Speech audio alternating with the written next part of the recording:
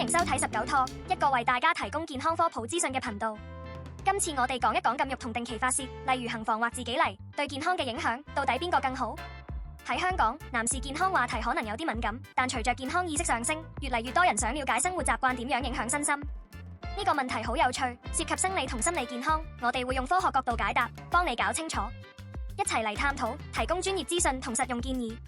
問題：網友問我40幾歲，有時聽講禁欲可以保健、儲能量同提升活力，但又聽講定期發洩反而對健康有幫助。到底忍住好定定期發洩好？有咩科學根據？呢個問題好多人都好奇，因為坊間對禁欲同發洩嘅說法好多，究竟點樣揀最適合自己？以下我哋會逐一分析。19 Talk YouTube 頻道由19 Talk 情趣保健專門店製作，我哋除咗講男人健康、保健養生同性健康風險之外，仲喺旺角 W 商場有門市，地址資料同營業時間都可以下面資訊位揾到。如果大家想揾保健嘢、玩具嘢，都可以直接過嚟，或者嚟網站睇睇，甚至 WhatsApp 我哋都得。如果大家中意我哋嘅頻道，就俾個 like 同訂閱我哋啦。解答：禁欲即被行房或自己用手，同定期發洩正常性生活各有支持者，但科學上兩者對健康嘅影響取決於個人情況同適度原則。禁欲嘅影響、潛在好處，部分研究同傳統觀念，如中醫或養生學，認為短期禁欲數日至數週可能幫身體儲能，例如減少疲勞、提升專注力或睾酮水平。有研究顯示7日禁欲後睾酮略升約10%至15%。禁欲亦可能幫部分人專注事業或減輕性相關壓力。潛在壞處，長期禁欲數月或以上，可能導致性慾壓抑、情緒低落或前列腺健康問題，例如增加前列腺炎風險。定期發洩嘅影響，潛在好處，適度次數，例如每週1至3次，可促進血液循環，釋放內啡，改善心情，減壓同改善睡眠。研究顯示，定期性行為與降低心血管疾病風險約30%，同前列腺癌風險有關。有研究指每月21次以上發洩可減低20%至30%風險。潛在壞處，過度發洩，例如每日多次，可能導致疲勞，影響精力或性敏感度下降，尤其喺壓力大嘅香港生活下。總結：禁欲同定期發洩各有好處，關鍵在於適度同個人需求。科學上，適度發洩通常對身心健康更有益，但短期禁欲亦冇害，視乎你嘅目標同生活方式。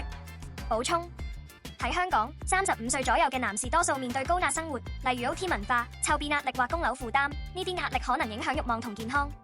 坊間對禁欲嘅說法，例如儲精養氣同定期發洩嘅好處，例如減壓，經常引起爭議。但科學證據顯示，禁欲嘅迷思，長期禁欲唔會顯著提升睾酮或能量，反而可能因壓抑性欲導致焦慮或睡眠問題。短期禁欲，例如1到2週，可能幫部分人專注其他目標，如事業或運動，但無證據顯示長期禁欲對健康有顯著優勢。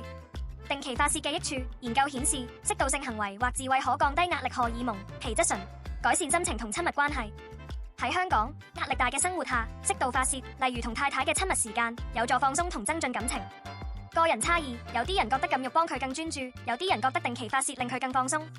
冇一種方法適合所有人，關鍵係了解自己嘅身體同心理需要。心靈安慰：如果你因為欲望或健康問題而困惑，甚至擔心禁欲或發洩嘅選擇，唔使過分壓力。35歲係人生忙碌嘅階段，喺香港嘅高壓環境下，性健康同生活平衡好多人都會關注。無論你傾向禁欲定適度發洩，選擇最適合自己嘅方式就係最好嘅。性健康同其他健康問題無分別，例如飲食或運動，重點係聆聽自己嘅身體同需求。你提出呢個問題，顯示你重視自己嘅健康同幸福，呢份用心好值得讚賞。收睇呢條片嘅你，已經係積極了解自己，呢份勇氣係改變嘅第一步。建議：為咗平衡性健康同整體健康，試以下建議：了解自己需求。如果你覺得禁欲幫你專注或減壓，不妨試短期禁欲1到2週，觀察身心變化。如果覺得發洩更放鬆，適度進行，每週1至3次即可，唔使過量。